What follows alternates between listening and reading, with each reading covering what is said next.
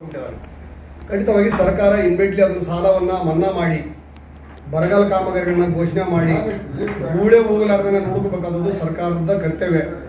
ಈಗಾಗಲೇ ಸರ್ಕಾರ ಬಹಳಷ್ಟು ಇದರ ಸಭೆಗಳನ್ನು ಮಾಡಿದ್ದಾರೆ. ನಮ್ಮನ್ನು ಕೂಡ ಕರೆದಿರ್ಸಬೇಕಾ, ನಮ್ಮ ತಾಲೂಕಿನ ಅನೇಕ ಸಮಸ್ಯೆಗಳನ್ನು ನಾವು ಸರ್ಕಾರ ಮುಂದೆ ಹೇಳಿಕೊಂಡಿದ್ದೀವಿ.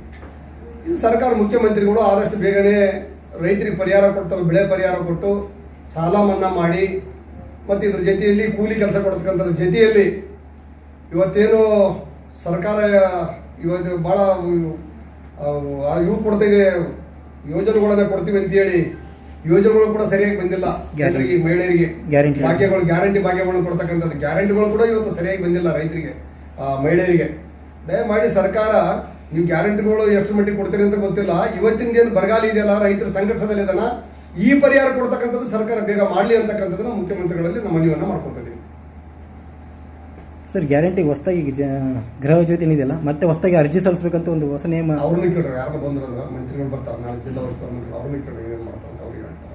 ಅಂದರೆ ನಿಮ್ಮ ಅಭಿಪ್ರಾಯ ಸರಿ, ಗ್ಯಾರಂಟಿ ಮತ್ತೆ ಮೊದಲು ಒಂದು ಆಶ್ವಾಸನೆ ಕೊಟ್ಟು ಗ್ಯಾರಂಟಿಗಳಿಗೆ ಬಂದೇ ಇಲ್ಲ ಅಂತೀನಿ. ಮತ್ತೆ ಅವ್ರಿಗೆ ಬಂದಿಲ್ಲ ಅಂತ ಹೆಣ್ಮಕ್ಳ ಮೇಲೆ ಕಂಪ್ಲೇಂಟ್ ಮಾಡ್ತಿದಾರ. ಗ್ಯಾರಂಟಿಗಳೇ ಬಂದಿಲ್ಲ ಅವರಿಗೆ.